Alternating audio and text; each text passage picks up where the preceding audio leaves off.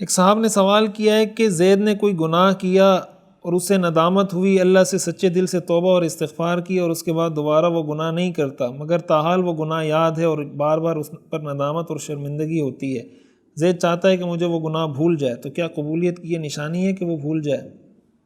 بس جب آپ نے توبہ کر لی اس کا مطلب اللہ تعالیٰ نے توبہ قبول کر لی۔ ابھی اگر آپ کو بار بار یاد آ رہا ہے تو شیطان کی طرف سے ایک وسوسہ ہے، آپ کو پریشان کرنے کی کوشش ہے، تو اگر آپ بھول جاتے ہیں انشاءاللہ تب بھی آپ کی توبہ اللہ قبول کریں گے، اور اگر آپ نہیں بھولتے ہیں انشاءاللہ تب بھی قبول کریں گے۔ اصل بات ہے کہ دل سے انسان اللہ سے معافی مانگ کے سچی توبہ کر لے بس۔ بعد میں آپ کے دل میں آنے والے غیر اختیاری خیالات، اس پر چونکہ آپ کا کوئی قابو نہیں ہے، کنٹرول نہیں ہے، اس لیے اس پہ کوئی پکڑ بھی نہیں ہے۔ ایک صاحب نے سوال کیا، اگر کسی شخص کو سحری کا وقت معلوم نہیں تھا، بعد میں جا کر اسے معلوم ہوا کہ وہ سحری کا وقت ختم ہو جانے کے بعد بھی کھاتا پیتا رہا تھا، سوال یہ کہ کیا اس شخص کا روزہ ہوگا یا نہیں؟ روزہ نہیں ہوگا اس کا۔ اگر اس کو سحری کا وقت معلوم نہیں تھا، اس کو معلوم کرنا چاہیے تھا۔ محض سحری کا وقت معلوم نہ ہونے کی وجہ سے اگر اس نے کوئی غلطی کی ہے تو اس سے اس کا روزہ بہرحال ٹوٹ جائے گا، اس کو روزے کی قضا کرنی پڑے گی۔